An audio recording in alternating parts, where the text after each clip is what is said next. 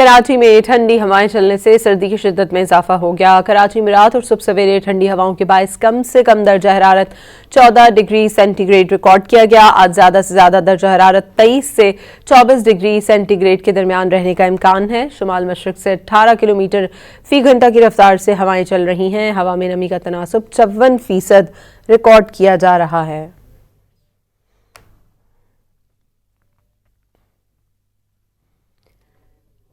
कराची में ठंडी हवाएं चलने से सर्दी की शिद्दत में इजाफा हो गया। कराची में रात और सुबह सवेरे ठंडी हवाओं के बायस कम से कम दर्जा हरारत 14 डिग्री सेंटीग्रेड रिकॉर्ड किया गया। आज ज्यादा से ज्यादा दर्जा हरारत 23 से 24 डिग्री सेंटीग्रेड के दरमियान रहने का इम्कान है। शुमाल मशरक से 18 किलोमीटर फी घंटा की रफ्तार से हवाएं चल रही हैं। हवा में नमी का तनासुब 54% रिकॉर्ड किया जा रहा है।